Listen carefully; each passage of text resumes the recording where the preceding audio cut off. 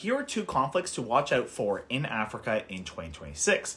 Now, quick disclaimer, in this video, I'm actually not going to be talking about Sudan or Congo because while these areas are very important, in fact, so important that I've actually done multiple videos on it, I want to specifically look at two other areas of Africa that get far less attention. And the first is going to be the Horn of Africa. Already, there are wars that have been going on in this area for quite some time, most infamously the Somali Civil War. But we're now starting to see new conflicts that are emerging.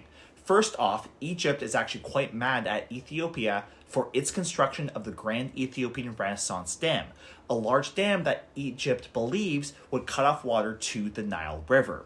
To counter Ethiopia, Egypt has forged alliances with Sudan, Somalia, and Eritrea, all of which border Ethiopia.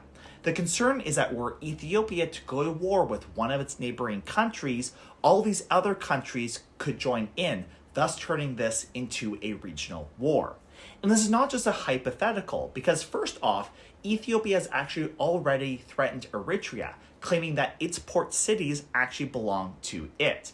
In addition, in 2024, Ethiopia and Somalia almost went to war when Ethiopia entered into an agreement with Somaliland, a breakaway region of Somalia. With Israel's recent recognition of Somaliland, there's a possibility that Ethiopia could forge relations with Somaliland again, thus reigniting conflict with Somalia.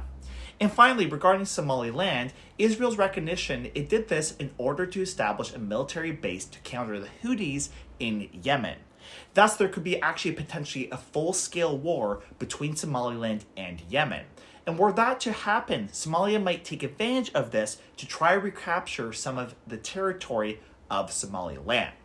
Now, the second conflict I want to talk about is just West Africa in general, because Ibrahim Traore, president of Burkina Faso, as well as the anti-imperialist Alliance of Sahel States, which includes Mali and Niger, has warned of what he calls a black winter.